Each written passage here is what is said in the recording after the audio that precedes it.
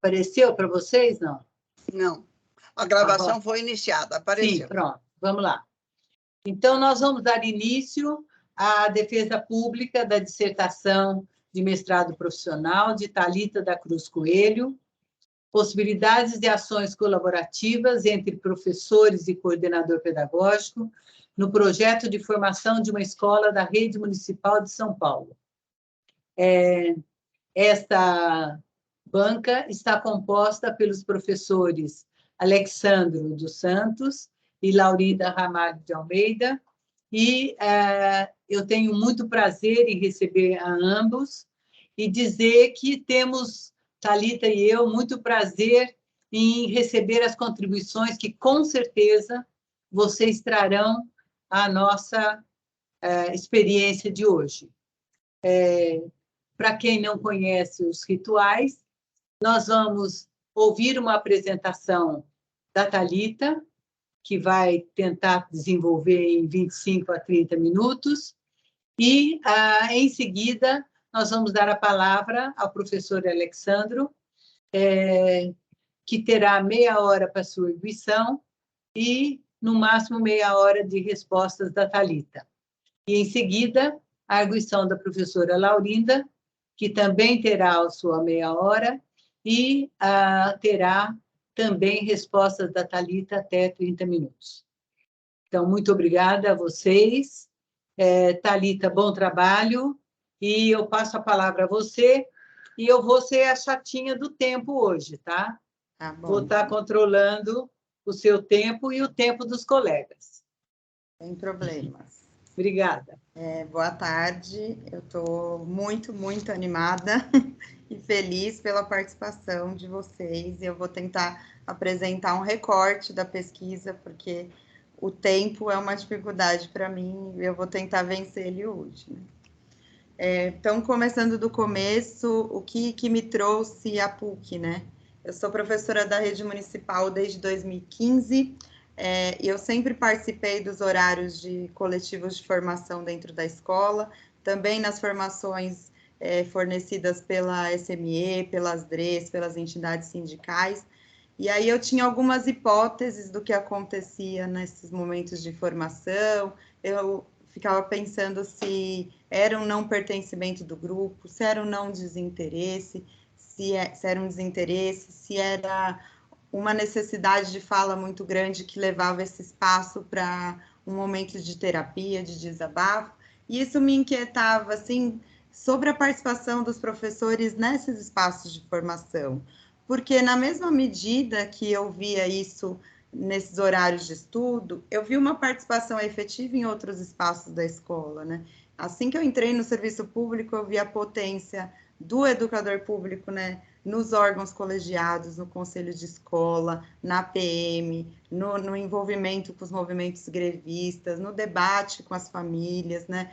Quantas vezes a gente já dialogou sobre reformas administrativas, movimentos de luta mesmo. Então, essa participação efetiva desses professores que estava fora da formação, eu queria, de alguma forma, estudar se era possível efetivar a participação dos professores nos espaços de formação dentro da escola, né? É importante dizer que esse trabalho, o meu mestrado foi em 2020 e 2021, e ele caminhou praticamente junto com a pandemia de Covid no Brasil. Então, eu tive só 3 aulas presenciais na PUC, e esse desafio de fazer uma pesquisa à distância e de também, eu como professora, ensinar à distância.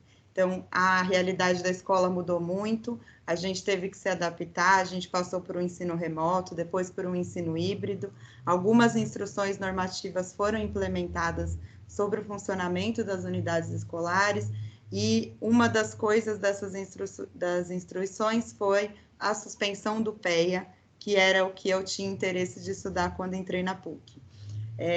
Pensando que a gente teve um PEA em 2019 e tivemos ações formadoras em formato virtual, esse trabalho teve o desafio de abarcar e abraçar esse contexto, estudar o que foi feito antes e estudar o que foi feito durante. E o problema de pesquisa, então, ficou em como desenvolver ações no trabalho colaborativo entre docentes e professor entre docentes e coordenador pedagógico nos espaços de formação dentro da escola, pensando que fortalecer o grupo de professores é um pré-requisito do trabalho colaborativo e pensando que o objetivo maior de uma formação dentro da escola é promover mudanças pedagogicamente significativas na prática de sala de aula.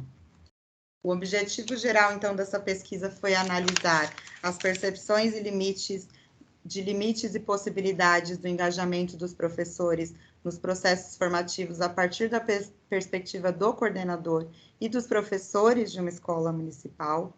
Os objetivos específicos, então, foram identificar indicadores que possam promover engajamento dos professores nos processos formativos a partir da perspectiva do coordenador e dos professores de uma escola municipal, conhecer o que pensam os professores e a coordenação pedagógica sobre a formação continuada desenvolvida no espaço do PEA de 2019 e comparar com as ações formadoras de 2020 e 2021, compreender se e como a formação continuada desenvolvida no PEA atendeu às demandas formativas dos professores e, da mesma forma, quando a formação foi transposta para o ambiente virtual, atendeu às demandas formativas dos professores e as inovações impostas pela pandemia, identificar as possibilidades e as limitações da formação continuada dentro da escola, considerando essa realidade atual em ambiente presencial, então o agora, e construir junto com o coordenador e os professores apontamentos para uma formação colaborativa no contexto atual, considerando o retorno do PEA, o retorno dos alunos, a continuidade da pandemia, a transformação dos protocolos de saúde, enfim, tudo que abarca na realidade da escola. O referencial teórico dessa pesquisa, ele foi construído em cima desses 4 pilares. Então, nós vamos estudar essa formação que é continuada em serviço, que é diferente de uma formação que é oferecida fora da escola, quais princípios tem essa formação, modelos, finalidades, e aí a gente traz as ideias de Imbernon e Carlos Marcelo Garcia sobre formação. Em relação à participação dos professores, a gente discutiu sobre uma formação a serviço da coletividade e uma cultura de colaboração dentro da escola. Então, a gente também traz as ideias de Imbernon, mas aí com Marli André, com Passos e André, com Dugnani Souza e com Hargreaves. Em relação ao coordenador pedagógico na rede municipal, a gente teve o foco de estudar a atribuição dele como formador, né? Ele tem outras atribuições, mas a gente aqui discutiu o papel dele enquanto formador. E aí a gente traz as ideias de Dugnani Souza, de Placo e Souza, de Almeida e Placo e de Orsolon, e também o currículo da cidade de orientação da coordenação pedagógica e a instrução normativa do PEA, do Projeto Especial de Ação.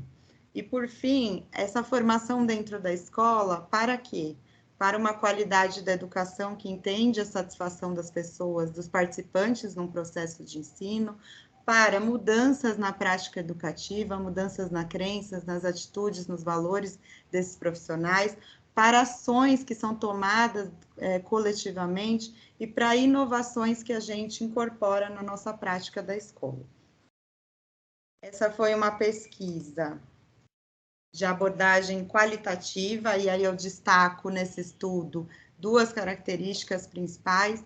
Então, o meu ambiente de trabalho foi a minha fonte de estudo, e muito foi me puxado, né? Não me puxado a orelha, mas me orientado com carinho na qualificação, de que era extremamente difícil estudar o seu local de trabalho, pelo envolvimento que você tem com ele, pelo vínculo, e de fato mas isso exigiu de mim, como uma pesquisadora, muito comprometimento, muita lisura, muita responsabilidade, e eu levei muito a sério as orientações da qualificação e me deixei totalmente disponível para entender o que estava acontecendo na escola e para descobrir, junto de vocês e junto dos colegas da escola também, caminhos para uma formação colaborativa.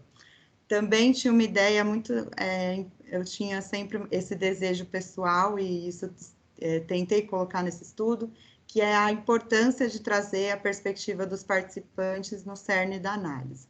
O contexto de pesquisa foi, então, uma escola de ensino fundamental 1 e 2, pertencente à rede municipal de São Paulo. O critério de participação maior foi esse recorte temporal que eu expliquei no início.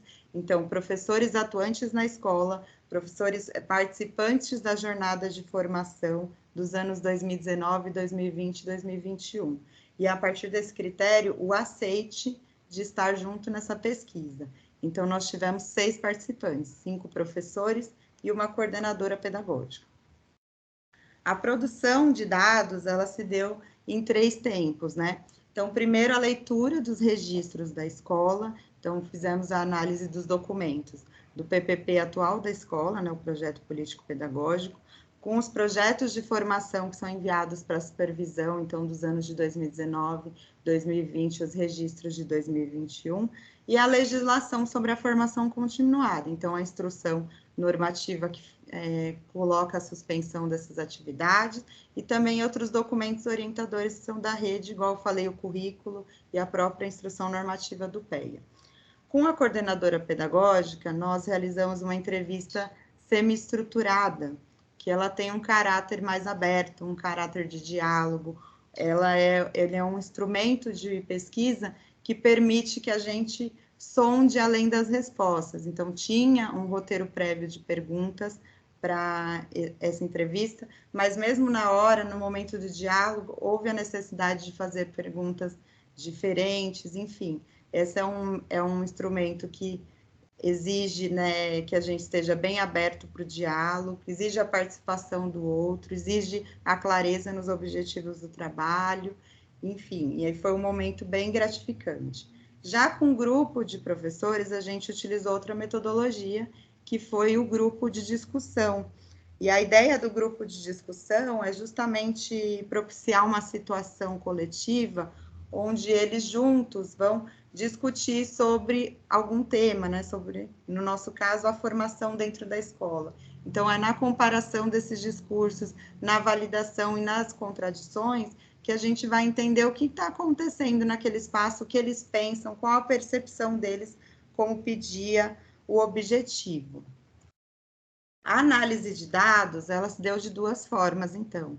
A análise documental, que ela olhou para esses documentos, e olhar para esses documentos foi importante, tanto no direcionamento da entrevista, quanto no grupo de discussão, como foi importante para uma fonte de evidências estáveis. Então, esse documento, ele era um registro importante da história da escola, o que está sendo feito lá, o que essas pessoas pensam sobre o projeto de ensino e qual é o projeto de ensino dessa escola, para a pessoa que vai ler esse trabalho entender de que escola a gente está falando, né, nesse sentido. Já a entrevista e o grupo de discussão, nós analisamos sobre a análise de prosa, que são as ideias de Marli André. Então, a análise de prosa é um método, né, é um processo investigativo, no qual a gente olha para aqueles dados muitas e muitas vezes e pergunta e aprende a fazer perguntas sobre eles, né? Então, uma vez que a gente tinha a transcrição da entrevista e do grupo, nós fizemos uma leitura atenta, depois uma leitura de selecionar trechos, depois de tentar agrupar esses trechos, né, o que está combinando, o que é contraditório, identificar nesses depoimentos que temas eles são recorrentes, quais não são, que temas são relevantes para a gente discutir aqui pensando nesse trabalho. Essa é uma análise que, como diz a Marli André, ela precisa ser compartilhada. E aí eu vou usar esse slide para agradecer a Elvira, porque muita luz ela trouxe para a gente criar essas categorias. Ela também me ajudou a problematizar e a investigar junto, e também a análise desse trabalho foi uma análise em colaboração. Desse processo, a gente criou 3 categorias, então, a categoria 1, fatores de engajamento e desengajamento de professores nos momentos de formação. A categoria 2, formação continuada dentro da escola, centrada no contexto. E a categoria 3, trabalho colaborativo. Aí eu vou tentar apresentar a categoria resumidamente e alguns resultados que a gente viu nela. A primeira categoria, fatores de engajamento, ela apontou muito para uma percepção desses participantes a respeito de que condições eles têm para a formação continuada acontecer na escola e que ações e decisões que foram tomadas no coletivo e partiram desse lugar de formação. E aí teve um depoimento que ele me marcou bastante, porque ele falou assim, a nossa formação, né, tem um caráter de realidade, porque não adianta a gente estar aqui olhando e pensando sobre a nossa escola, se a gente não vai agir de fato. E aí, né, e houve outra fala também, o PEI é isso, é um projeto de ação, então a gente tem que agir, né? Teve alguns fatores que eles mesmos apontaram sobre a participação deles na formação. E aí eu coloco aqui como, então, fatores de engajamento reconhecidos pelo grupo. Primeiramente, o grupo aposta muito no fortalecimento do trabalho coletivo para encontrar soluções para os problemas da escola, porque foi nesse momento de pandemia que eles estavam juntos, que eles estavam olhando para a realidade da escola e que eles estavam decidindo, que eles mais se sentiram pertencentes da formação. Então, para eles é importante que eles se sintam pertencentes desse projeto, então que eles precisam estar juntos. Também eles apontaram que existem fatores que estão além da formação ou antes da formação, que sem isso dentro da escola, não é possível que essa formação seja um lugar de debate de fato. Então, há um reconhecimento que o acolhimento, que a escuta e que o diálogo são necessidades das relações dentro da escola e de todas elas, porque a gente não vai para um lugar discutir sobre a realidade da escola se a gente não sente que a gente é escutado, se a gente não se sente validado nas nossas opiniões. E, por fim, eles trouxeram uma ideia de formação com significado, né? Essa é uma escola que tem um projeto de estudo em direitos humanos, e vários depoimentos, eles validam, assim, olhar para esse aluno que recebe essas ações, né, que a gente trabalha, estuda os direitos humanos na formação e depois reverbera em projetos da escola, olhar para esse aluno e ver no discurso dele essas questões sociais, ver que isso é uma importância, que isso é uma coisa que eles debatem fora da sala e de forma até autônoma. Então, esse olhar de que o projeto tem mesmo resultado no aluno é o que traz a mudança de postura do professor e o que faz valorizar esse lugar como um lugar de aprendizado. A segunda categoria, então, é formação continuada dentro da escola centrada no contexto. Essa foi uma categoria que comparou as possibilidades e as limitações no distanciamento social e no momento atual. Né? E nos achados dessa categoria percebe-se mesmo o potencial da formação no desenvolvimento da prática e as características que a formação precisa ter de ser flexível, de entender que existem demandas que aparecem na escola e que elas precisam ser abraçadas. Então, dessa forma, a gente, com os depoimentos e com a análise, a gente pode colocar que as limitações indicadas pelos professores e pela coordenação foram as descontinuidades da política pública, uma vez que eu já citei as instruções normativas, a suspensão do PEA e depois o retorno presencial, a falta de recursos materiais para atingir os alunos no momento de distanciamento social. Então, em março de 2020, a gente entra para o ensino remoto, em setembro de 2021, a gente recebe o tablet, né? A dificuldade ou a falta de domínio com algumas tecnologias e metodologias ativas que a gente precisou aprender fazendo, né, num tempo recorde, o adoecimento de profissionais, que acabou sendo uma realidade da escola, e não só da nossa escola, tanto no ano passado quanto esse ano. Então, é um grupo que está cansado, porque é um grupo que está sempre desfalcado com pessoas a menos, né?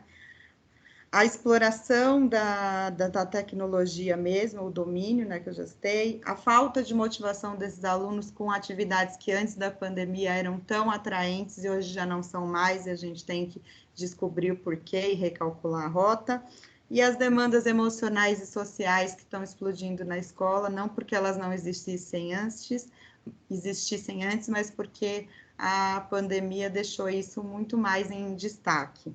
Mas, da mesma forma, algumas limitações, algumas possibilidades foram levantadas pelo grupo, né? Então, o aprender junto a partir de um contexto inédito, onde ninguém sabe nada sobre aquilo e todo mundo tem que estar juntos para aprender e esperar o que vai acontecer, o assumir riscos, o implementar metodologias diferentes com os alunos. Então, uma vez que a gente aprendeu novas tecnologias e viu isso positivamente, hoje a gente transforma a nossa prática de sala de aula, e a busca por soluções coletiva, né? E a organização dos grupos de trabalho. Essas foram as possibilidades que eles viram a partir da formação continuada. Então, a última categoria é o trabalho colaborativo. E essa categoria, ela procurou investigar indícios de uma formação tanto a serviço da coletividade, quanto trazer a ideia de uma cultura de colaboração, se ela existe ou não dentro dessa escola, né? E aí, ao identificar essas situações que fomentam o clima de colaboração, essa foi uma categoria muito satisfatória, tanto porque aponta realmente que um grupo coletivo e coeso, ele trabalha junto e trabalha melhor, quanto que foi possível enxergar que o clima de colaboração, ele não tem como ser presente apenas na sala de aula, então, é naquele lugar de pensar em fazer algo com o outro, em conversar com ele no corredor, em dar importância para tudo que está sendo feito na escola e para todas as pessoas, e também a ideia de um empoderamento desse professor, que ele não é objeto de estudo, ele não é passivo, ele é sujeito da sua própria formação. Essa foi uma categoria extremamente satisfatória para mim, porque até no final da escrita eu até usei o termo esperançar do Paulo Freire, porque vendo esse grupo, vendo esse comprometimento, o que eu faço com tudo isso, né? Então, a resposta é uma reação.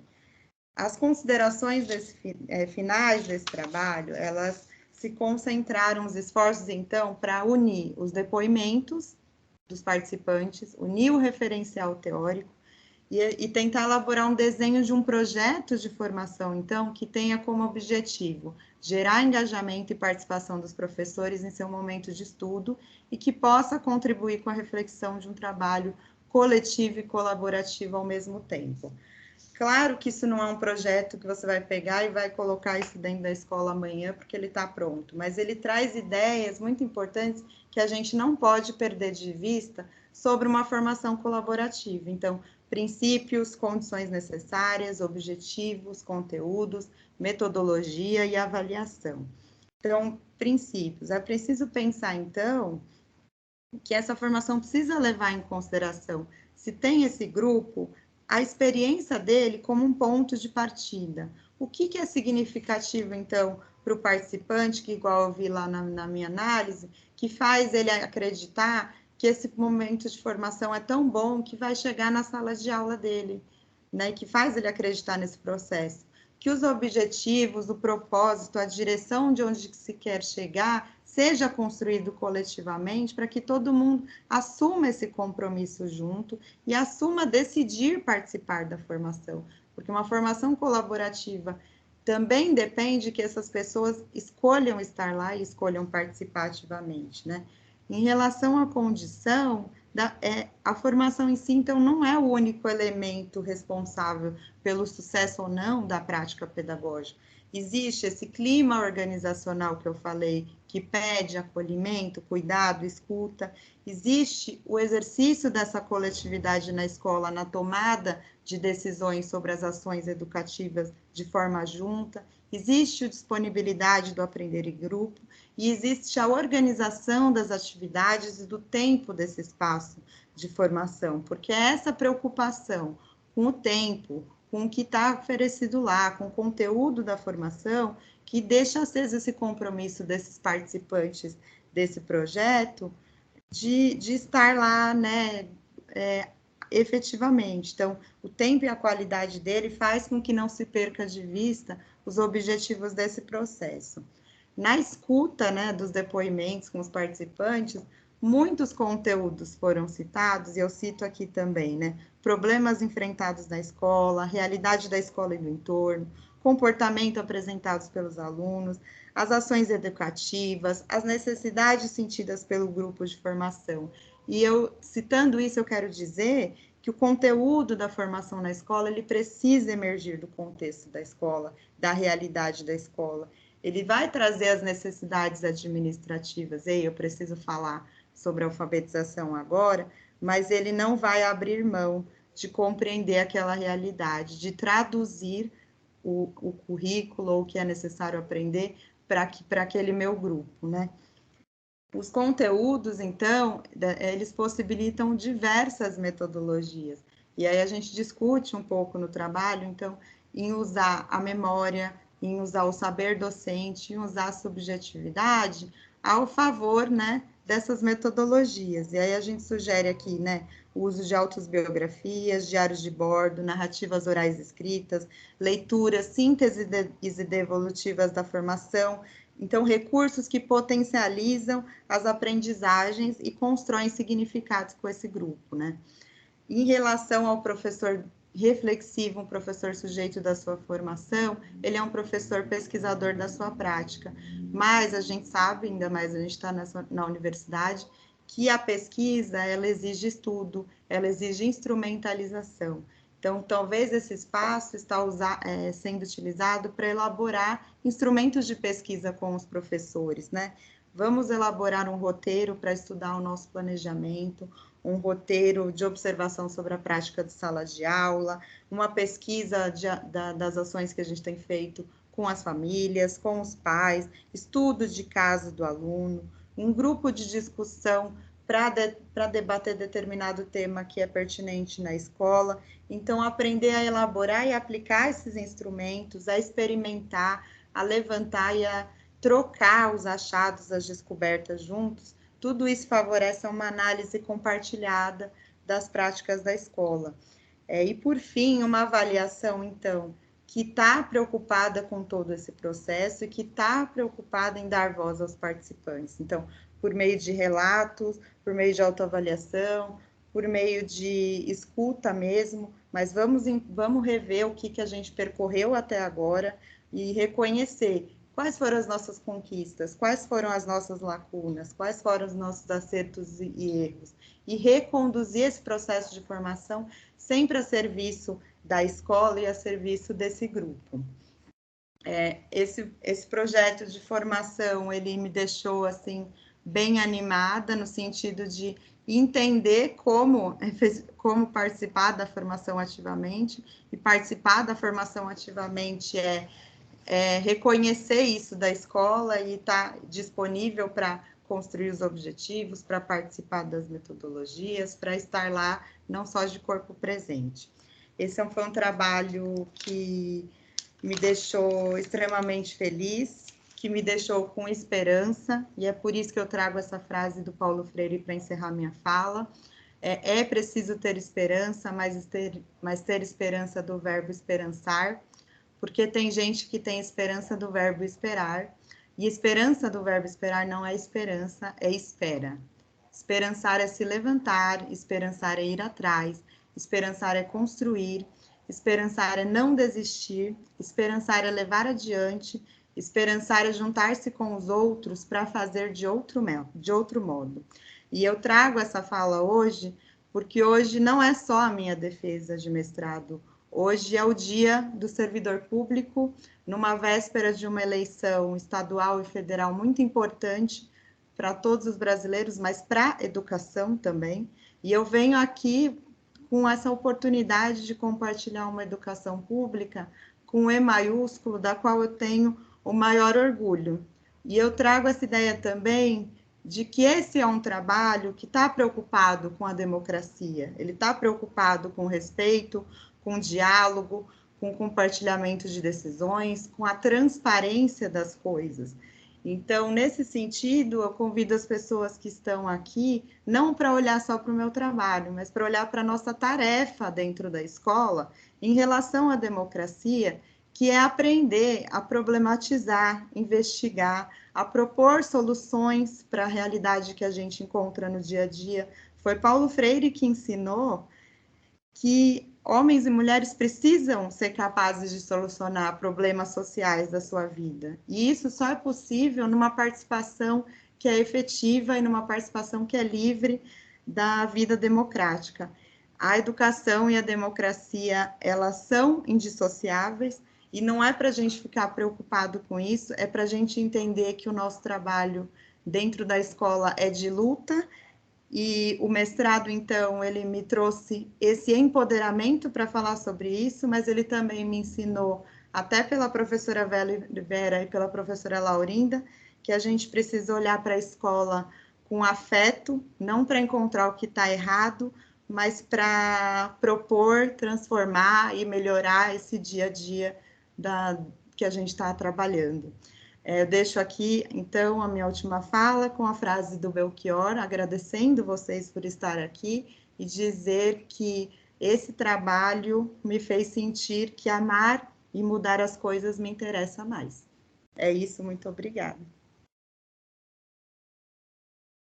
Muito bom, Thalita. Adorei. Acho que você trouxe coisas muito fortes que mostram, mais uma vez, o seu comprometimento com a educação, que é uma das coisas que mais nos atrai em você. Esse compromisso com a educação pública, que nós somos companheiras nessa caminhada. Muito bem. Muito obrigada. E vamos lá. Alex, eu queria agradecer mais uma vez a sua participação. Você já trouxe questionamentos importantes na qualificação e tenho certeza que ver agora o trabalho final da Thalita possa ter te trazido outras ideias, outras notícias, que, sem dúvida alguma, nós vamos curtir muito, né, Thalita? Sim. E vamos utilizar, sem dúvida, também em outros momentos da nossa trajetória.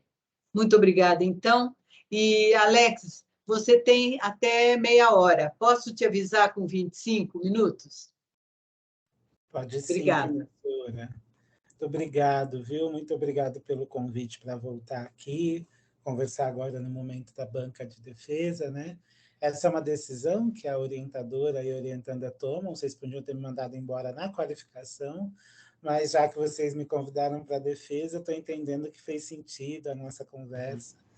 E quero começar né, assim, declarando que estamos diante de uma dissertação de mestrado muito bem escrita, muito bem construída, em que a gente percebe uma evolução do texto que foi apresentado na qualificação, uma atenção às recomendações que a banca fez, um cuidado de corrigir alguns pequenos deslizes que estavam presentes ali no texto, e um caminho de análise que me pareceu bastante interessante. Gostei muito do percurso da análise que você fez. Eu vou falar algumas coisas mais gerais e depois um outro aspecto que eu acho que se deva prestar atenção, tá bom? Mais detalhado.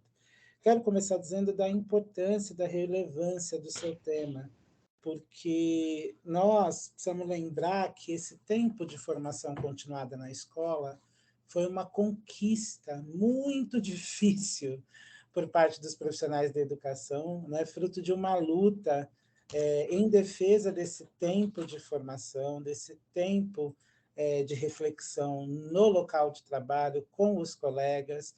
Não veio de graça isso, não veio de mão beijada. Foi uma luta da categoria de profissionais de educação para que a gente tivesse esse direito, e até hoje existem redes que não respeitam esse direito. E se é um resultado de uma luta tão importante, nosso grande desafio é como a gente qualifica esse espaço para honrar essa luta, né? A gente não pode tomar algo que foi fruto de uma luta tão importante e tratar de qualquer maneira. Então, quando você pergunta na sua dissertação quais as condições para aumentar o engajamento, para aumentar a relevância, o sentido desse tempo de formação na escola, você está fazendo isso, você está honrando uma conquista histórica dos profissionais de educação, se debruçando sobre esse direito, que é o direito da formação continuada em serviço. Isso é muito importante porque essa é a primeira dimensão, né? A formação continuada em serviço é um direito dos profissionais de educação, mas ela também é uma forma da gente aumentar a chance de garantir o direito à aprendizagem dos estudantes. Então, ela não faz sentido só para os profissionais, mas faz sentido último para as crianças, adolescentes e jovens que a gente está atendendo na escola. E ela é um ponto crítico de qualquer política educacional. Então, o tema da sua dissertação e o jeito que você decidiu abordar são muito importantes para o presente, para o futuro das políticas educacionais. Ainda mais quando a gente reflete, como você fez, sobre esse tempo de suspensão das atividades presenciais, os impactos que a pandemia gerou na cultura escolar, no funcionamento das nossas práticas, em como os estudantes se relacionam com a escola. Então, se a gente já tinha desafios enormes que a formação procurava endereçar, a formação continuada em serviço, antes da pandemia, agora que a gente está lidando com os impactos da pandemia, os desafios que essa formação continuada tem pela frente se multiplicaram, né? E me parece, eu concordo com você, concordo com os profissionais que você chamou para colaborar na pesquisa, né, o grupo de discussão, a coordenadora, concordo nessa percepção que eles têm de que a formação continuada é um caminho potente para ajudar a enfrentar esses desafios, justamente por um dado que você trouxe, da conexão entre a formação continuada e o contexto de cada unidade educacional. As políticas educacionais feitas no tamanho único para todo mundo, elas já mostraram a sua limitação, né? Assim, desenhar uma política educacional para toda a rede, sem permitir que se floresçam os contextos específicos, isso tem uma limitação de partida, porque os contextos são diferentes e desiguais, ainda mais numa cidade como a cidade de São Paulo, né? Então, a formação continuada em serviço vai ser mais importante ainda por conta da pandemia. E, por fim, essa não é um tema que você explorou, mas quando os profissionais falam, sobretudo a coordenadora pedagógica, 2 ou 3 falas que eu lembro, do quanto a formação continuada também é um espaço para dar conta de algumas lacunas da formação inicial. Infelizmente, a formação inicial de professores no Brasil ainda apresenta muitas questões, e a gente, quando pensa na formação continuada no Brasil, a gente tem que pensar numa função que talvez não fosse dela, que é dar conta de questões não resolvidas na formação inicial. Mas a gente faz isso, né? A gente vai lidando ali com esses déficits de formação do professor. É muito, muito importante o tema, muito importante a abordagem que você fez do tema. Estou aqui elogiando o caminho que você fez, tá? Sobre o tema do engajamento na formação, as categorias que você construiu me parecem interessantes. Eu até construiria uma outra, mas depois eu te falo sobre isso. Mas eu queria me dedicar a essa noção de engajamento dos professores na formação, né? E eu acho que o seu trabalho mostra que tem pelo menos 3 tipos de fatores que jogam nesse engajamento. O primeiro são fatores subjetivos, a história de vida de cada profissional, as oportunidades anteriores que ele teve de formação, o modo como ele está construindo esse seu pertencimento a essa profissão, e qual o espaço, né, de estudar e aprender dentro da profissão, são fatores, eu diria, de cada profissional, subjetivos de cada profissional. Esse é um tipo de fator, que acho que não era o seu objetivo estudar a fundo. O segundo tipo me parece mais forte na sua dissertação, que são os fatores intersubjetivos. Então, quando você fala da colaboração, do senso de coletividade, da aposta na troca de experiências no processo de formação, né?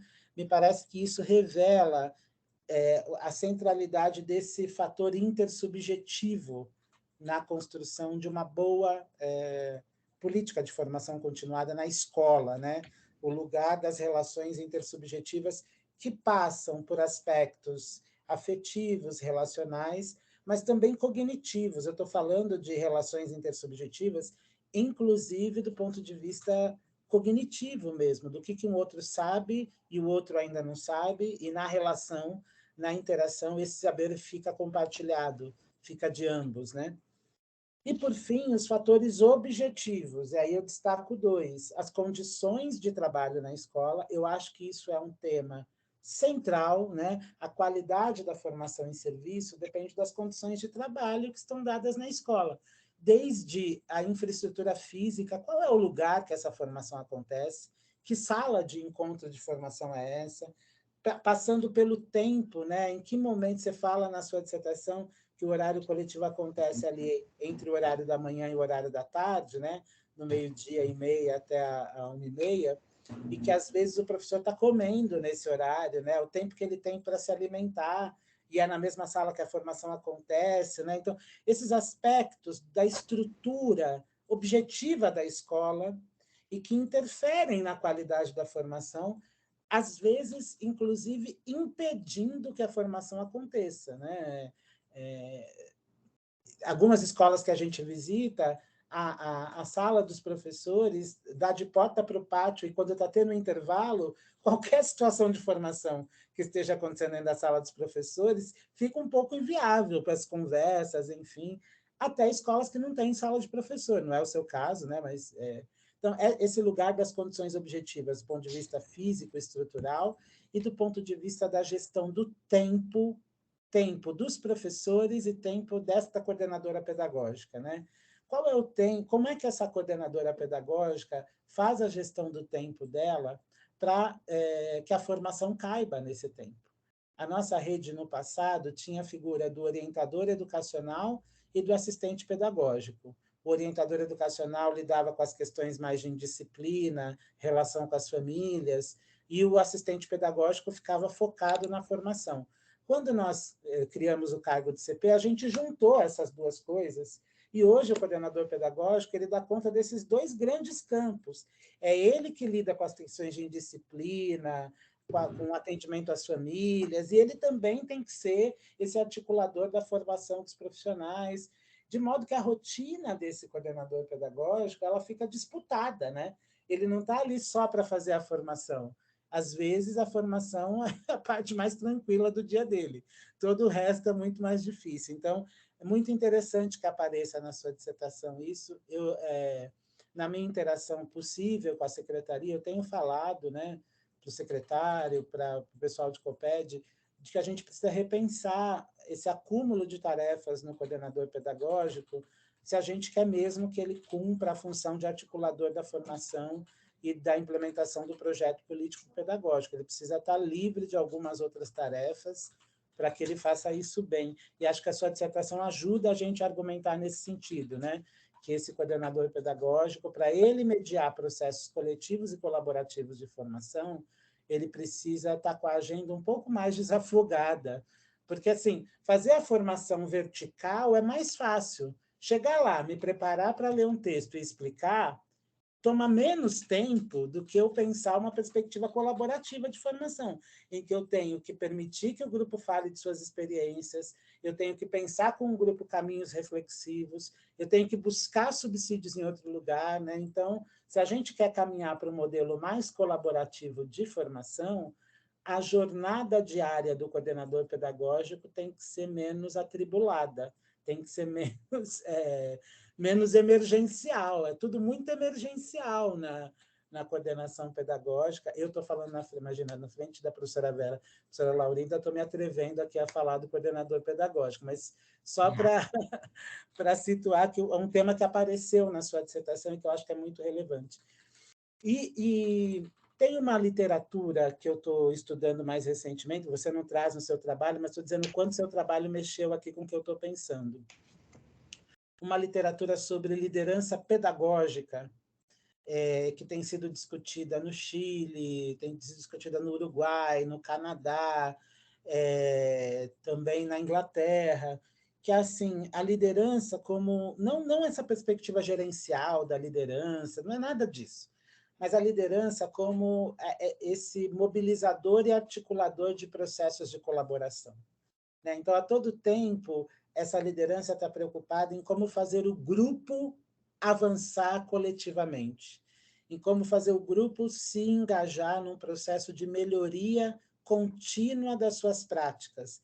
Se é melhoria contínua, Thalita, uma coisa que você não escreveu assim, mas eu li, tá, do seu trabalho, é que você, como eu, não acredita que exista um teto para o desenvolvimento profissional dos educadores e educadoras. É um processo de melhoria contínua. Ele tem início, mas ele não tem fim. né? Só que para isso virar realidade na escola, esse processo de formação tem que estar todo o tempo mobilizado e articulado a partir de uma liderança, que vai dizendo, agora que nós chegamos aqui, que tal esse próximo passo? E agora que nós chegamos aqui, que tal essa outra questão? Esse processo é um processo de melhoria contínua, coletiva, colaborativa, do trabalho feito na escola. E quando a gente fala trabalho coletivo, colaborativo, nós não estamos querendo homogeneizar os professores e professoras. Isso foi bonito de ver no seu trabalho. Apesar do grupo que você trabalhou ser um grupo curto, 5 pessoas, a gente percebe que é um grupo diverso, que não está exatamente no mesmo lugar de formação, que não partiu exatamente do mesmo ponto de partida de desenvolvimento profissional e que revela o quanto, para cada um deles, o processo de formação alcança uma certa dimensão. E é isso mesmo, né? É dessa perspectiva do valor da diferença e da diversidade que a gente parte. A gente não está afim de ter... Acabou de sair a BNC, Formação Continuada de Professores. Eu conheço as pessoas que lideraram esse processo, gosto, mas sempre fico com um pezinho atrás, porque, dependendo de como a gente interpreta, aquilo vira um padrão de homogeneidade do que a gente quer que cada professor saiba. E acho que o caminho não é exatamente esse, né? Estou aqui pensando. Esse ponto que você ressaltou no final da sua apresentação, né? De que nesse processo de formação continuada que acontece na escola, contexto, experiência e memória são importantes, eu acho que isso tem uma... Acho que até você fala pouco no seu trabalho, e se eu pudesse sugerir um artigo para sair além da dissertação que você escreveu, talvez mobilizando essas 3 categorias, né? Experiência, a memória, nesse processo formativo, o lugar da experiência, da memória e do registro como caminhos para que essa formação tenha o sentido e o significado do que você fala, né? A experiência, eu diria até para você dar uma olhadinha depois, no texto do Jorge La Rosa, nota sobre a experiência, né? E o saber da experiência, porque a experiência não é isso, não é qualquer coisa que acontece, né? A experiência é algo, segundo La Rosa, que me passa, né? Que me corta, que me... E se a formação parte desse tipo de experiência, ela está encharcada de sentido, né? Porque ela está partindo de algo que desacomoda, que apaixona, né? O La Rosa vai usar o paixão aqui na ideia da paixão do Cristo, né? Que apaixona o sujeito que é atravessado pela experiência. A memória, isso, quando você faz a análise do projeto político-pedagógico, eu fiquei tão feliz de ver um PPP sério, porque a gente, né, quando vai pelas escolas, às vezes o PPP é uma peça tão mal cuidada, maltratada, que fica lá 10 anos na gaveta e ninguém mexe. E o PPP que você analisou, não, ele conta a memória dessa instituição, ele diz de um percurso anterior já feito, e ele se compromete na continuidade desse percurso. Então, esse tipo de memória que a gente está falando, que é a memória institucional, por um lado, e a memória das pessoas que viveram esses processos de outro lado, mas assim, é igual a fita de Moebius, né? O que está fora está dentro. O que está no institucional também está no subjetivo. E o que está no subjetivo também está no institucional, né? Não tem descolamento disso. Então, reforçar que a formação continuada tem que estar atrelada a essas 2 dimensões, da experiência, do contexto e da memória, eu acho que é um ponto importante aí do seu trabalho, que eu fiquei refletindo. Por fim, tudo isso, então, você está vendo que eu gostei muito da leitura, aprendi muito com a leitura, mas tem um aspecto que a gente falou na qualificação e que eu tinha te colocado um desafio, e esse eu queria, talvez, se você se sentir à vontade, que você comentasse ou respondesse. Não é uma perspectiva de arguição tradicional, não. É uma conversa. Na qualificação, eu sinalizei para você que eu sentia no seu trabalho que você estava com uma dificuldade de separar a militante ativista da educação da pesquisadora, e falei para você que isso era normal, né, na medida em que a gente está fazendo uma pesquisa sobre o ofício que a gente escolheu, então, né, algum grau de paixão estava ali. Eu acho que você, me parece que conseguiu fazer bem essa distinção ao longo da qualificação para cá, mas eu senti ainda uma questão que eu acho que me provoca, porque eu sou alguém que tem me dedicado mais à dimensão das políticas educacionais do que à dimensão do que acontece em cada unidade particularmente, né? E eu senti, assim, ao longo do seu trabalho, um posicionamento explícito, muito crítico às decisões de política educacional que a Secretaria tomou ao longo desses anos, desses últimos anos, e que, na sua avaliação, interferiram demais na qualidade e nas possibilidades de manter uma boa formação continuada na escola. Eu acho que você já não diz do mesmo jeito que você dizia na qualificação. Ali você estava com muito mais raiva, com muito mais. Aqui no texto da dissertação final, eu acho que você consegue argumentar a partir daquilo que você enxerga nos dados e a partir daquilo que está explícito no diálogo, exceto na introdução. Na introdução você se permitiu um pouco mais de liberdade. Mas eu fiquei pensando muito em quais recomendações de política educacional a gente consegue reconhecer no seu trabalho. Eu sei que esse não é o seu objetivo central, tá? Eu estou querendo desviar você do seu... Mas eu acho que você gostaria que a secretaria escutasse o que você tem a dizer de alguma maneira, a partir do trabalho que você fez nessa escola. E eu fiquei fazendo esse exercício. Quer dizer, se eu tivesse o poder de tomar decisões sobre a organização da jornada de formação, sobre o lugar do PEA na escola, e eu tivesse acabado de ler a dissertação da Thalita, que mudanças, que ajustes ela está me pedindo aqui para fazer a partir dos dados que ela coleta? Queria que você reagisse a essa minha pergunta, né?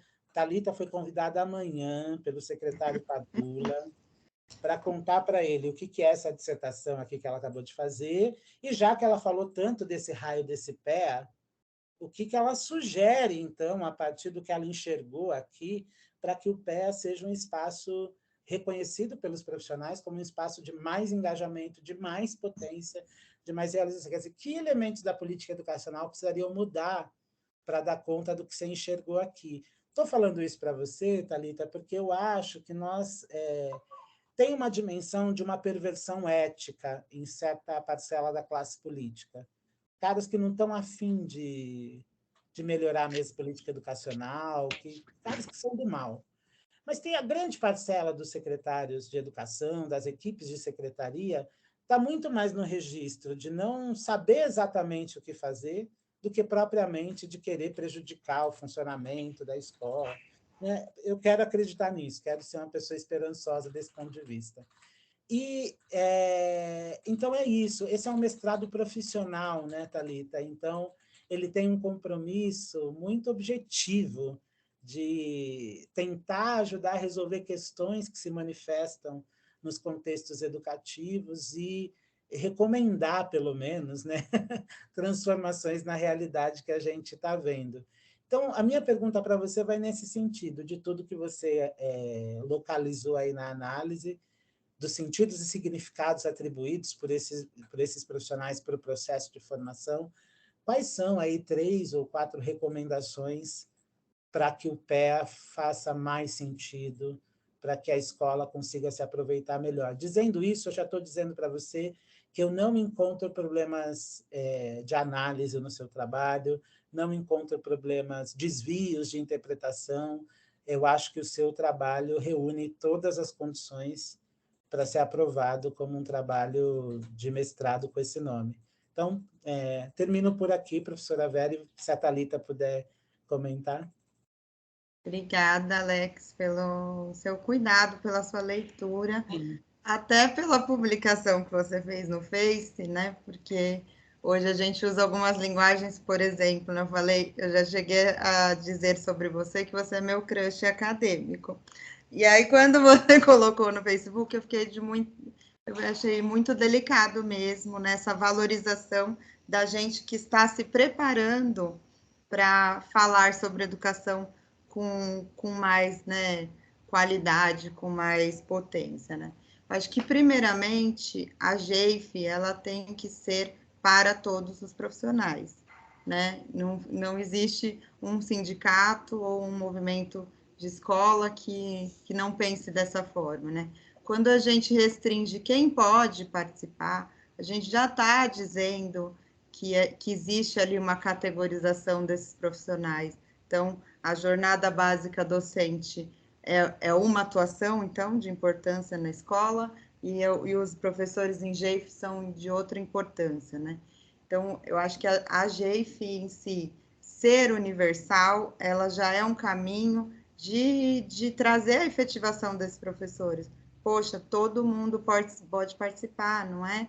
Porque você tem 25 horas aula atribuídas, que você ganha um direito de formação continuada dentro da escola, sendo que, até pelos motivos de afastamento, de adoecimento, esses professores que não podem estar em GEIF, que eles estão em cargos que a gente chama de CJ, né, complementação de jornada ou modo, eles têm trabalhado tanto quanto, eles têm aprendido tanto quanto sobre as turmas, e eles não têm essa mesma oportunidade de discutir junto.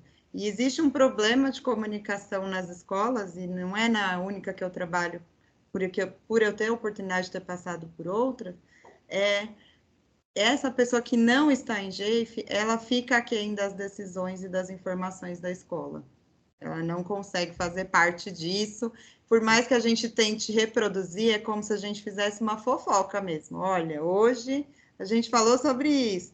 A gente dá um resumo bem pequeno de WhatsApp e a pessoa perde toda a dimensão da coletividade mesmo, né? Segundo, acho que a gente tem que ter, né? A prefeitura até fez ultimamente uma verba para a formação, que chama PTRF, embora ninguém saiba usar, né? E isso também é uma dificuldade muito grande. Então, se a gente tem um projeto, agora mesmo, nesse momento, na escola, a gente tem feito um movimento sobre educação antirracista e a gente teria 2 formadores que a gente tem interesse. A gente não está conseguindo trazer isso ao benefício do nosso estudo. Então, assim, a gente tem esse olhar, a gente quer essa pessoa, a gente sabe o impacto que isso vai ter na escola, mas a gente não consegue usar, né? Então, a portaria, a legislação, talvez ela tenha que vir, sim, comentada, ou em palavras mais acessíveis, todo mundo, né? Então, quando a gente fala de transparência, a gente também fala da pessoa conseguir acessar esse lugar. Então, a linguagem, ela não é fácil, né? A gente não consegue entender como usa a portaria, como faz a verba. O formador quer vir, mas ele, às vezes, não tem os registros que a prefeitura exige. Então, acho que isso é uma limitação que existe a verba, mas você não pode usar da forma que você quer. Eu acho que esse lugar de deixar isso mais flexível também seria serviço, né, da jornada de formação. Então, todos os professores participantes, essa verba, ela de fato está na mão de quem lidera, então o coordenador tem uma autonomia muito grande de usar isso daí e entender, porque é ele que faz a leitura desse grupo, da necessidade desse grupo, e como que ele pode colocar isso em prática. O grupo está também participando desse processo e trazendo, olha, essa pessoa vai ser importante na nossa discussão, então, se a gente tem essa flexibilidade, a gente usa, né? E eu acho isso importante. Acho até em questão do predial mesmo, né? No sentido de que sala é essa que a gente está discutindo? O que tem dentro da sala dos professores? Na nossa sala só tem cadeiras e algumas quebradas, né? E essa não é a realidade da escola, porque a escola ela tem todos os equipamentos que a prefeitura instalou. Então, todas as salas nós temos o computador, nós temos o projetor, nós temos a internet, enfim. Mas por que essa sala dos professores ela é desprestigiada nesse sentido, né? Aí pode ser que seja a própria organização da unidade escolar, mas aí também é pensar nessa condição que você me trouxe, que ela é um fator da formação. Então, eu chego lá, o assento não tá quebrado, a gente fica trocando de cadeira, é uma mesa única para todo mundo, não tem um projetor lá, está no andar das salas de aula, está junto de um monte de armário e gente passando, está perto de banheiro.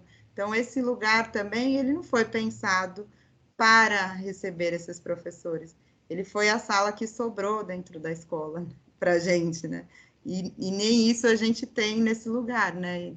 Isso é importante de pensar, né? No sentido da importância das pessoas dentro da escola, né? Essa semana, isso não tem a ver com a sua pergunta, mas a gente sofreu um caso de violência dentro da escola e eu tive que dizer claramente que as pessoas têm que se preocupar com como as pessoas estão se sentindo. E essa falta de habilidade de relações interpessoais dentro da escola, ela desqualifica esse lugar. Então, assim, eu sei que ontem você deu uma formação para diretores, né? Eu acompanhei no seu Instagram. Infelizmente, a minha diretora não foi, tá? Mas eu gostaria que ela tivesse tido acesso à sua grandeza, porque se nessas outras relações, então a formação de quem forma, ela também faz parte do que acontece dentro da escola. Então, a formação de quem forma o diretor e o coordenador, ela tem que estar prioritariamente preocupada não só com o conteúdo da formação, mas que vínculos afetivos, que relações estão sendo construídas dentro da escola. Por que existe uma verba para diminuir a remoção desses profissionais? E não existe um estudo de o que faz esses profissionais não ficarem na escola, né? Isso não é da formação, mas é da formação. Então, o grupo que não quer ficar é porque ele não viu ali um lugar para ele estabelecer vínculos, para ele ter pertencimento, né? Então, acho que tem o lado da formação, de quem forma o diretor e o coordenador, que são a nossa gestão e são a liderança pedagógica dentro da escola, precisa se olhar de como está sendo construídas essas relações com os alunos, com os professores, com os pais, para que a gente consiga mesmo fortalecer o grupo. Então, se a gente não fortalecer o grupo, a gente perde e esvazia esse espaço. Tem que ter um olhar predial. O que está faltando? É só cartolina e lápis e papel sulfite? Será que as pessoas não têm necessidades que podem melhorar a escola? Será que essa sala de formação, como é uma sala da PUC, que a cadeira pode mudar e a gente faz dupla, e a gente faz grupo, e a gente apresenta seminário, e a gente assiste, e a gente faz diálogo? Será que não é essa sala que a gente quer, né, dentro da escola? Será que a gente também não quer uma verba que ajude a gente com a compra de materiais, com a contratação de formadores que de fato façam sentido para o nosso projeto de formação, que está investigando o contexto, e conseguir ter a participação desses profissionais na formação? Porque aí sim, eu não quero ser GEIF, eu serei JBD, é uma escolha minha, mas hoje eu não posso escolher, só se eu tiver uma colocação na prefeitura de tempo de casa, de anos de exercício, né? Então, isso já demonstra que o valor que a prefeitura dá é por critérios de antiguidade e não exatamente da postura e do trabalho dentro da escola, né? Eu não sei se eu respondi, mas é isso. Muito bom. Está satisfeito, Alex? Estou sim. Acho que são 3 bons recados para qualquer pessoa que pensa política de formação. E sobre o ponto que você trouxe das relações estarem difíceis nas escolas, isso também é objeto de política educacional. As secretarias têm como induzir melhoria do clima na escola tomando certas decisões. É que elas são mais difíceis, porque elas mexem em um aspecto quase subterrâneo da cultura escolar, mas é papel de política educacional induzir mudanças também no clima escolar, que é mais... Não é tão simples quanto comprar um equipamento, você tem que mexer um pouquinho mais embaixo aí, né, professora Laurinda, nas afetividades que se cruzam nesse espaço. Né? Perfeito, está ótimo. Muito bem. Muito obrigada, então, por sua contribuição, foi muito bom, e já deu boas ideias aí para a escrita que a Thalita vai fazer a partir do término da sua defesa. Laurinda, então, eu passo a palavra a você, de novo agradecendo as riquíssimas contribuições na qualificação, ao acolhimento que você proporciona a Thalita e a nós, né, aos seus alunos em geral, né, e esperamos, então, as suas contribuições. Muito obrigada. E eu posso te avisar quando forem 25 minutos? Claro, pode. Tá bom, obrigada. Como eu também começo dizendo que é um prazer muito grande estar aqui com a Thalita. A Thalita foi companheira de escrita e de discussão por um semestre inteiro, e um outro, mas com um grupo maior. Está com a Vera, que, embora eu esteja sempre, cada vez que eu estou, eu aprendo alguma coisa, então estou sempre aprendendo, e com o Alexandro, que fazia tempo que a gente não se cruzava, e é um prazer muito grande estar aqui e ter ouvido você.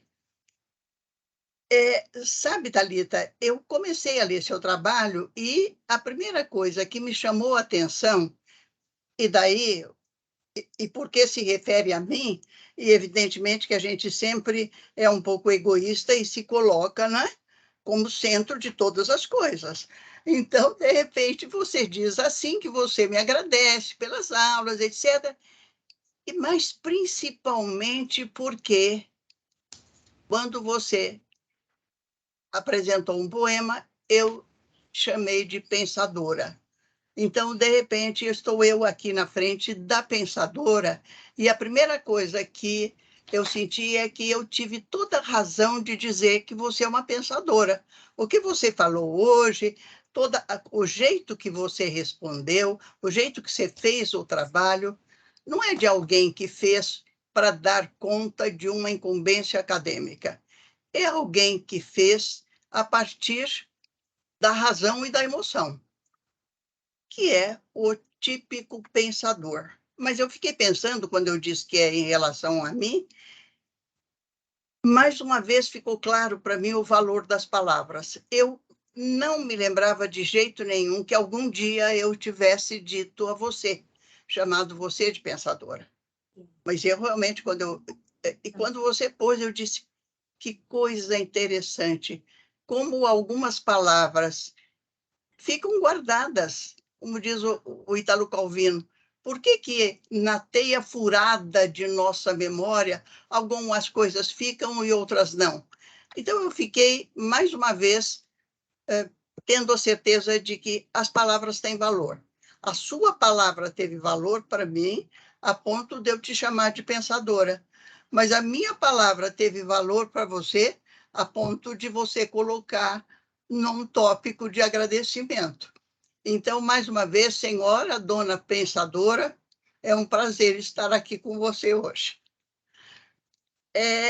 Quando eu fiquei lendo todo o seu texto, eu fiquei pensando assim, não, realmente a Thalita fez um trabalho que é o resultado de um compromisso com ela própria e também um compromisso social. É um compromisso que você fez com você mesma.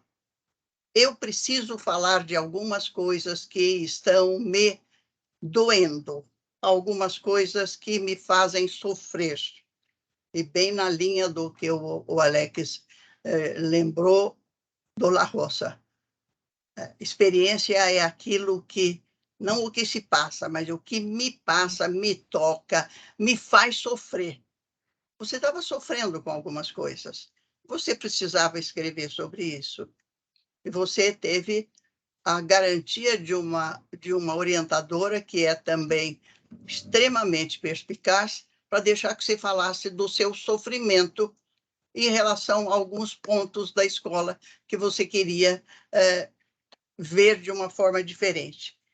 Mas também é um compromisso social. Você sabia que, ao falar disso, você estava colaborando para que algumas coisas pudessem ser apresentadas, pudessem ser tornadas públicas e que se discutisse a partir disso. Então, eu acho que ficou isso muito claro na sua fala. Eu me lembrei muito, e a Vera lembra também, o professor Joel Martins, que foi o fundador do Programa de Psicologia da Educação, ele dizia sempre que uma boa pesquisa é aquela que parte de um questionamento, de uma coisa, de um desconforto. Que incomoda, é alguma coisa que incomoda. Você pegou alguma coisa que te incomoda, mas não ficou reclamando da coisa que te incomoda. Você resolveu pesquisar sobre. A única coisa que me deixou assim um pouco desconfiada é que se o que você fez durante todo a sua pesquisa não foi realmente um trabalho sobre o pé, que você não resolveu não colocar como objetivo geral. Como objetivo geral, você pôs que seria analisar as percepções de limites e possibilidades do engajamento dos professores nos processos formativos, a partir da perspectiva do coordenador e dos professores de uma escola municipal. Você fez isso. Mas, se você for ler os seus objetivos específicos, eles todos se referem ao PEA. E o que você escreve no seu trabalho é sobre o PEA. Então, a minha pergunta, você não precisa responder agora, porque eu vou fazer outra, você responde tudo de uma vez, é por que você desistiu, o que você tinha pensado em fazer, não colocar o PEA como seu objeto de pesquisa, o seu objeto central. E você deu um jeito de camuflar, falando aí de processos formativos a partir da perspectiva do coordenador e dos professores. Certo? E você falou o tempo todo do PEA? Então, isso é para você responder depois, tá? Mas eu fiquei até pensando, bom, deve ter uma boa razão e eu espero que você chegue a justificar. Por outro lado, dizer que o seu trabalho é bem escrito, que o seu trabalho é articulado, que seu trabalho dá gosto de ler é quase que supérfluo, porque você é uma boa escritora. Mais do que isso, você é uma poeta. Eu ainda sou do tempo que eu digo poetisa, eu acho mais bonito dizer, você é uma poetisa, certo? Você brinca com as palavras no período que a gente trabalhou para fazer o nosso livro, isso ficou muito claro para mim. Então, você escreve bem, seu trabalho é articulado, está tudo muito bom. Os estudos correlatos, eles são bem descritos, você mostra bem a importância da formação continuada em serviço, você escolheu boas pesquisas para justificar o seu trabalho. Quanto à fundamentação teórica, eu comecei a ler. Você começa com Ibernon, Marcelo, Chon, Canário. Eu fui lendo e disse, se ela não citar autores brasileiros, de preferência paulistas, eu vou dizer que não tem alguma coisa errada, né? Daí, não. Daí você, além desses, que falam coisas muito interessantes, concordo com o que você diz, mas você citou Marli André, uma senhora Dona Vera Placo, uma senhora Dona Vera Trevisan, certo? Então, daí eu fiquei de bem com você outra vez, certo? Porque a gente tem gente muito boa que está escrevendo sobre essas coisas que também grandes teóricos da formação de professores, como o Bernon, como Marcelo Garcia, como João, têm falado.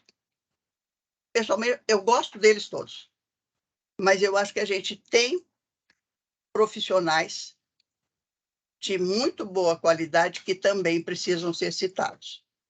Não vou reclamar de você não ter citado o Alexandre, mas você pode aproveitar e citar nos artigos que você vai escrever, viu? Aliás, ele tem uma fala brilhante no dia que ele foi fazer um grupo meu sobre relações de poder na escola. Eu estava lá. Você estava lá e você ouviu. quando ele diz que relações de poder não acontecem só na escola, acontecem até nas relações amorosas. Elas estão ali e elas têm que ser trabalhadas. Daí você chegou na sua parte de metodologia, também gostei muito, porque primeiro você explica. Eu acho que um bom procedimento metodológico é aquele que você conta o que você vai fazer. Não precisa nem dar o nome, se foi isso ou foi aquilo, mas conta o que você vai fazer. E você contou, e você coloca, na hora em que você coloca os seus participantes, uma coisa que não me ficou clara, e depois eu quero que você me diga, qual foi o critério para ter, entre os professores, você ter de 5 a 42 anos de atuação na educação e entre 3 a 12 anos na própria escola. Se isto foi por acaso ou se foi um critério que você estabeleceu e se estabeleceu por que isto se fez.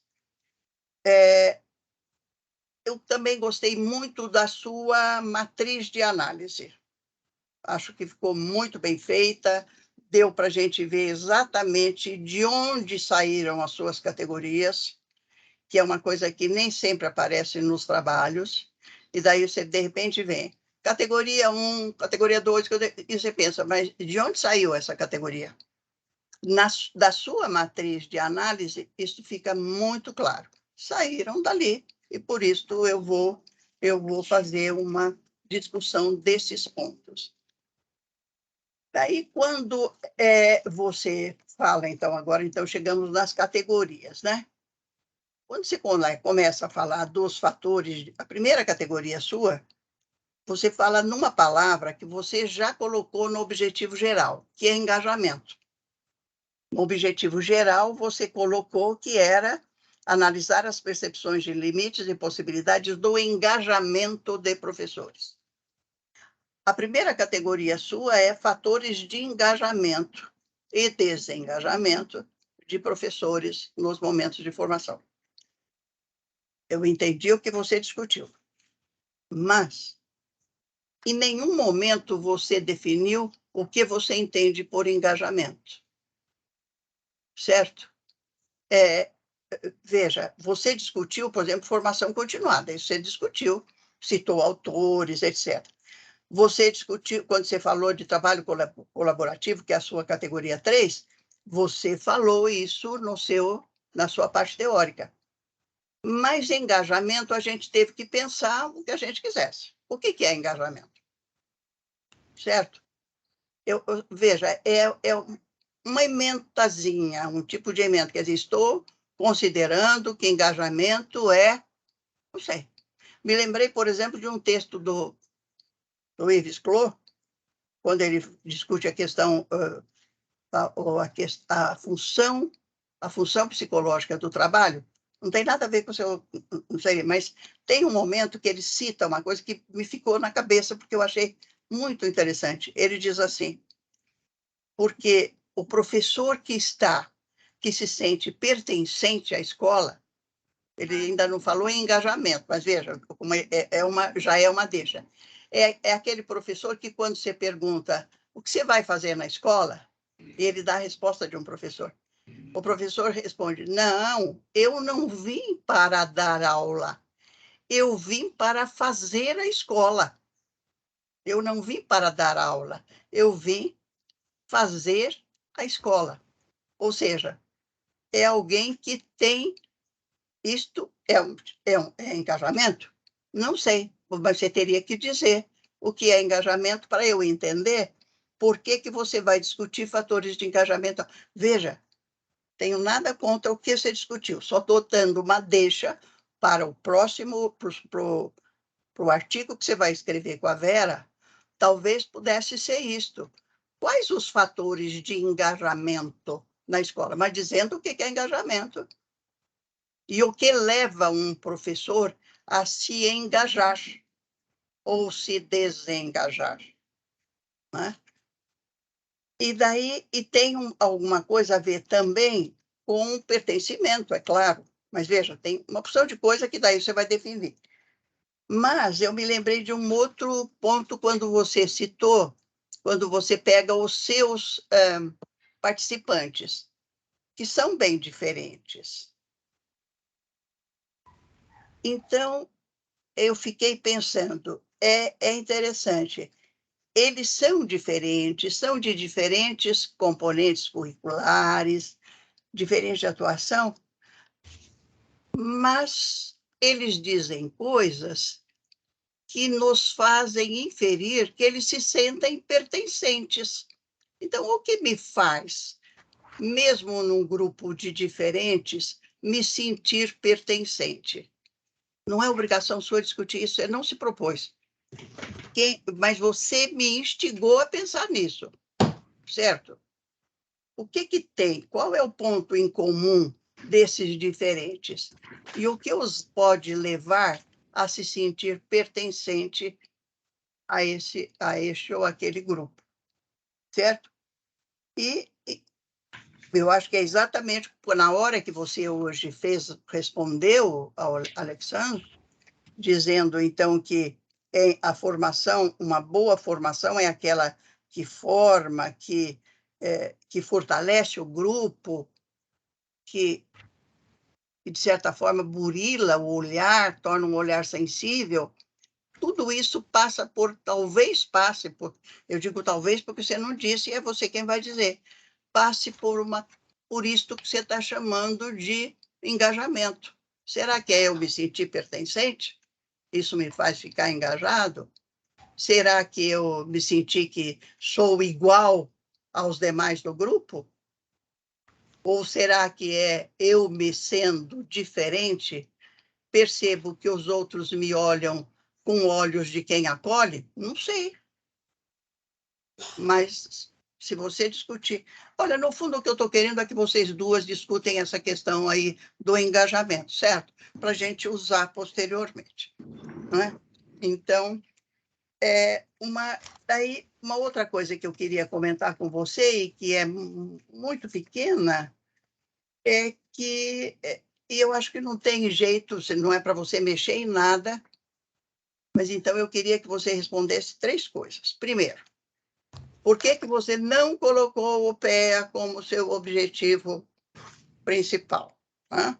Por que você... E veja, porque ele é tão forte, e daí eu vou dizer isso. Logo no começo, você diz assim, a instrução normativa, acho que número 54, devolveu o PEA para as escolas. Olha, quem devolve é porque tirou, é porque surripiou, é porque roubou, certo? Roubou. Roubou. E você diz, então devolveu. Então, se isso é forte para você, por que ele não é seu objetivo, o seu objetivo principal? Isso é para te fazer. Eu te chamei de pensadora. Bom, tem que fazer jus. Uma outra coisa é assim, você me dizer os critérios que levaram você a escolher aqueles participantes, certo? E uma terceira pergunta se refere agora àquilo que nós já falamos. Como é que você definiria, como é que você conceituaria engajamento? Pode ser, inclusive, através de uma metáfora. Então, é isso. Vera, não usei nem os 30 minutos. Você não precisou nem avisar. Obrigada. Olha, Pro Laurindo, vai ser difícil responder. Ah, não vai. De jeito nenhum. Porque, de fato, eu até falei na motivação da pesquisa que eu queria estudar o PEA e eu estava muito indignada de contornar essa situação, porque quando eu tive a primeira orientação com a professora Vera, foi em janeiro, e tinha acabado de ser suspenso o PEA. E eu falei, o que nós vamos fazer, né? Houve aquele desespero de quem está começando e acha que perdeu todo o primeiro ano, né? Então ela falou, vamos então ver, mas está tendo formação na escola? Eu falei, sim. ainda mais na pandemia, que toda semana a gente se encontrava virtualmente. Aí ela falou, então vamos falar dessas ações formadoras, né? Embora não fique claro mesmo, acho que até para os participantes da pesquisa, porque para eles aquele espaço na pandemia era uma continuidade do PEA e isso era inconsciente para eles e para mim, assim, porque na hora de fazer a produção e a análise dos dados, ficou muito claro que eles viam a continuidade daquilo ali. Então, eles não podiam, algo assim, eu não podia chamar de PEA porque a prefeitura não deixou, mas era PEA, né? Então, acho que foi camuflado, né? Isso, eu acho que você está certa, eu realmente fiz isso fiz isso de uma forma camuflada, mas eu continuei estudando PEA e eu acho que, de alguma forma, os participantes validaram aquele espaço como se ele fosse a continuidade do PEA. E sim, hoje a gente tem o PEA de novo e a gente está numa luta de colocar ele de pé e funcionando, né? Porque essa escola nova que a gente está recebendo, e eu chamo de escola nova porque muitas vezes eu não a reconheço como a escola que eu estava antes, a gente está com essa tarefa coletiva de ter essa formação, de colocar ela de pé. E eu não sei te responder porque eu não coloquei PEA, porque no meu inconsciente eu estava, assim, estudando o PEA. Só um detalhe. Eu acho importante uma autoanálise que ela ainda vai fazer, mas que mostra o seguinte: o engajamento dela na formação, o compromisso dela com a escola, o compromisso dela com a formação, moviam a Thalita na direção de ver por que todo mundo não tem a paixão que ela tem, não tem o compromisso que ela tem.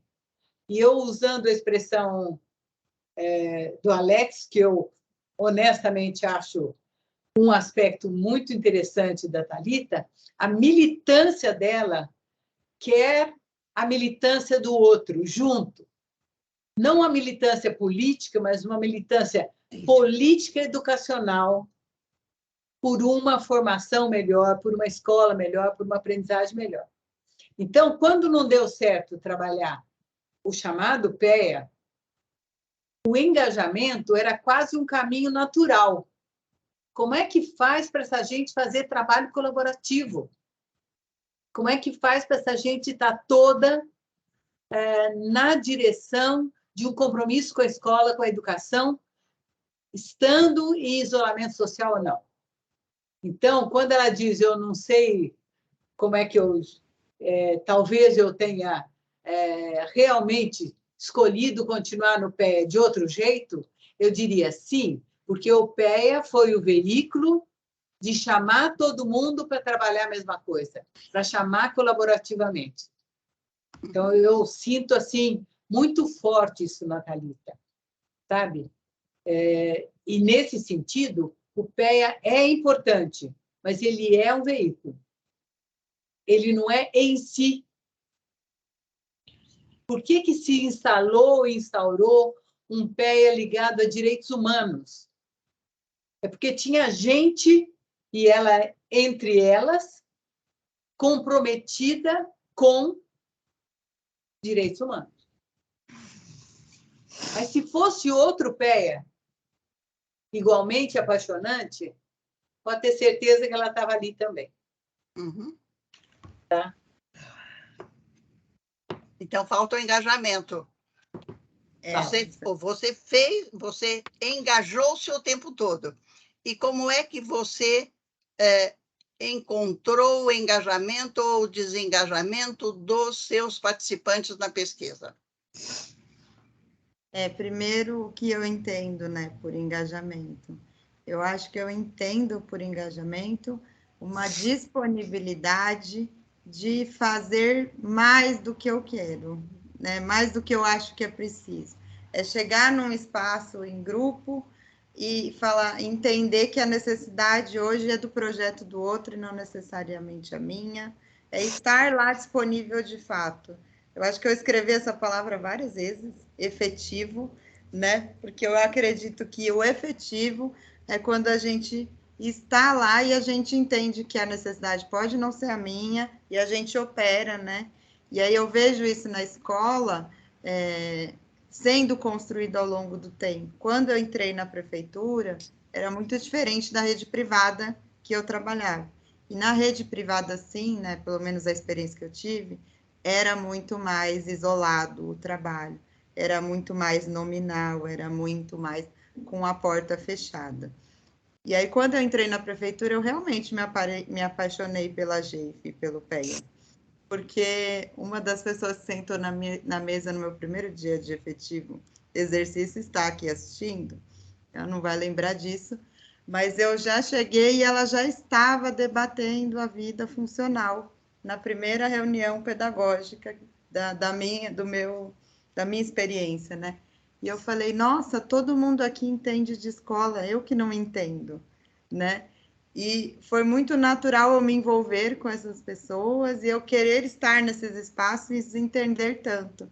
E aí eu acho que o engajamento que eu estava me propondo a dizer era de que forma a gente ocupa esses espaços e nos faz presente e sabe usar o conselho de escola, e sabe usar a reunião de pais, e sabe usar a formação para serviço desse grupo, para serviço de uma escola que a gente quer construir.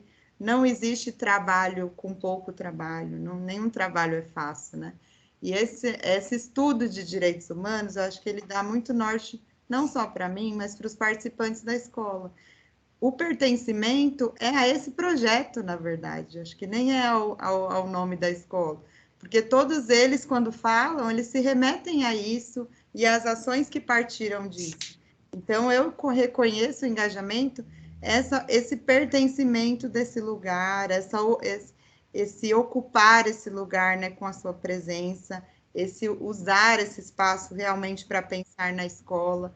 Então, realmente, o que me inquietava era quem estava tentando furtar esse espaço, né? Quem usa esse espaço para não falar dele, quem desvirtua esse lugar e fala, não vamos falar disso não vamos fazer nada. Era isso que eu queria combater. Realmente esse trabalho tem uma militância, porque é não, esse lugar não é para isso. Será que vocês estão entendendo? Né? Será que vocês estão me escutando? Vamos falar desse lugar. Sobre os critérios da participação, professora, o único critério mesmo foi o recorte temporal na escola, estar em 2019, 2020 e 2021. A gente sabe que na rede pública existe um deslocamento de profissionais muito grandes, e isso faz com que mude bastante o corpo docente, né? Então, na verdade, quando eu coloquei esse critério de participação, eu só teria disponível 7 professores hoje que estavam na escola, na GEIF desde 2019. E no dia do grupo de discussão, 2 não puderam vir.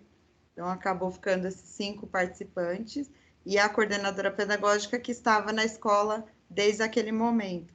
Mas eu achei legal colocar naquela tabela a formação continuada, porque a formação, a graduação de cada um e a formação, porque deixou muito claro para mim, eu mesma desconhecia as faculdades que as pessoas tinham, porque eu as conhecia pelo cargo e pelo trabalho, eu não sabia desse lugar que é antes, né? E isso não é tão público na escola, né? Então, por isso que eu quis fazer essa tabela. Eu achei muito interessante ter essa diversidade de conhecimento, essa potência desses profissionais que se implicaram nessa metodologia comigo e foram muito disponíveis e abertos para até de alguma forma demonstrar que a minha hipótese não está errada. Essas pessoas podem ser formadoras junto, elas têm condições de.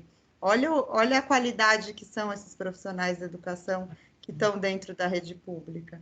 E mesmo para a pessoa fora da rede pública que ler o meu trabalho, vai saber que tem esse nível de profissional dentro da escola e é um nível de profissional comprometido e que quis participar da pesquisa e que falou abertamente e que hoje está aqui assistindo porque queria ver o resultado dela, né? Então, de alguma forma, eu queria demonstrar sempre, esse era o meu compromisso desde a introdução do trabalho, que a educação pública existe com muita qualidade, sim, independente do que falam por aí. Não sei se eu respondi, mas dos critérios eram esses. E de um jeito muito tranquilo, e assim, é aquela militante contida. Ficou muito bom. Você está vendo o lado acadêmico dela. Sei. O lado militante, eu diria que é mais quente. Sei. Veja, Muito eu bom. estou Obrigada, insistindo, não é Thalita. militante partidária. Sim, É é militante pela qualidade da educação e pela Exatamente. qualidade da escola pública. E eu já Sim. contei para você que eu trabalhei 31 anos na escola pública, em diferentes cargos e funções, e eu sei que tem gente de muito grande, boa qualidade na escola pública. Exemplo, senhora Dona Thalita. É isso aí. Muito obrigada, Thalita. Bom, estou satisfeitíssima. está satisfeita? Tudo bem? Tudo bem.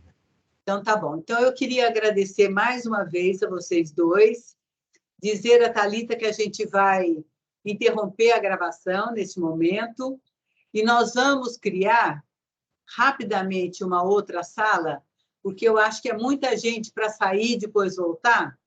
Então, eu estou pedindo para o Rafael fazer o favor de estar aqui conosco, criar essa sala, nós entramos nessa sala, conversamos e voltamos daqui a pouco, tudo bem? Então, tá bom. Obrigada. Estou parando a gravação, então.